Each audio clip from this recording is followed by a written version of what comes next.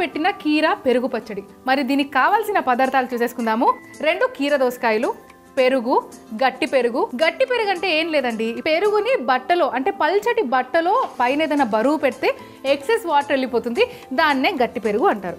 అలానే పోపులోకి కరివేపాకు, ఎండుమిర్చి, జీలకర్ర, అలానే కొత్తిమీర. ఇవి ఇక్కడ ఏవైతే ఉన్నాయో చిన్న చిన్న ముక్కలుగా కట్ చేసుకున్న అల్లం, నిలువుగా కట్ చేసుకున్న పచ్చిమిర్చి, అలానే నానబెట్టుకున్న ఆవాలు.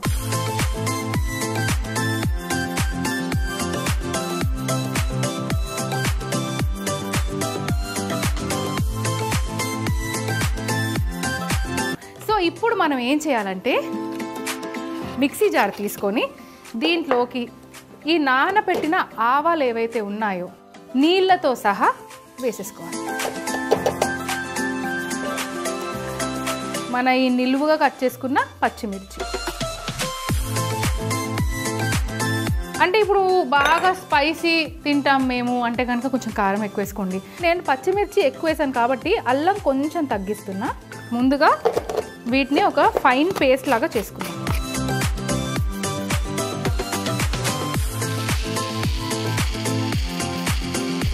మనకు కావాల్సిన పేస్ట్ వచ్చేసింది.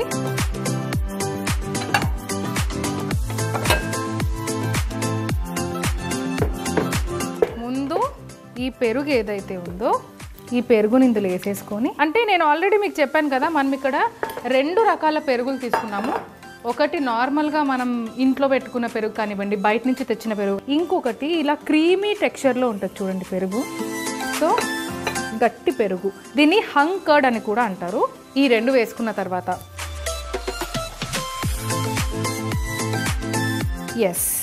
నెక్స్ట్ ఉప్పు. దీన్ని మంచిగా కలుపుకుందాము.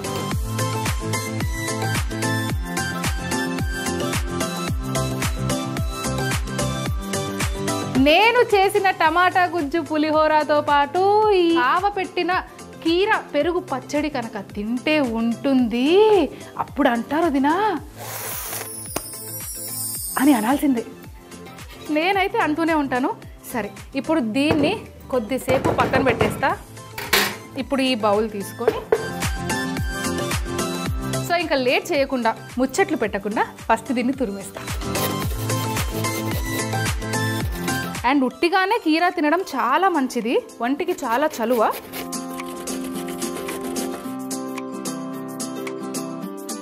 ఆహా, ఇలా కూడా దీనిపైనే కొంచెం మిర్చి, ఉప్పు అలా వేసుకొని కూడా తినేయచ్చు తెలుసా, కానీ నేను అలా తినా. సో ఇప్పుడు ఈ కీరాని మనం ఈ పెరుగులో వేసుకోవాలి. ఇప్పుడు ఇది ఏదైతే ఉందో దీన్ని ఇక్కడ తీసుకొచ్చి ఇప్పుడు కీర వేసాం కాబట్టి దీన్ని మరొక్కసారి కలుపుకోవాలి. సో ఎలాగో కలుపుతున్నాం కాబట్టి ఇందులోనే ఆవాలు, పచ్చిమిర్చి, అల్లంది పేస్ట్ ఉంది కదా, ఇది కూడా వేసుకోవాలి.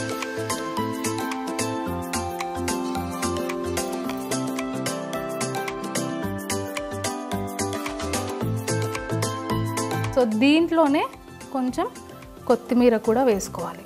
ఇది అయిపోయింది కాబట్టి ఒక బౌల్లోకి ట్రాన్స్ఫర్ చేసుకుందాం. సో ఇప్పుడు ఈ ఆవ పెట్టిన కీర పెరుగు పచ్చడిని మనము ఈ బౌల్లోకి తీసుకుందాం. మనము వంట ఎంత కష్టపడి చేస్తామో దాని ప్రెజెంటేషన్ కూడా అంతే ఇంపార్టెంట్. ఇప్పుడు నెక్స్ట్ తాలింపు.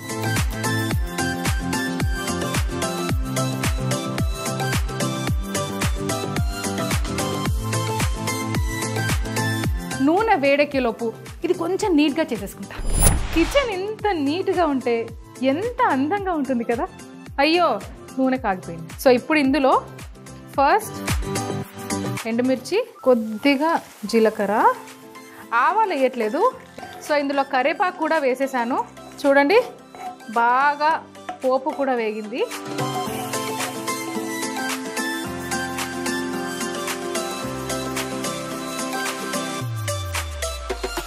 తాలింపు వేసి వదిలేసేయాలి.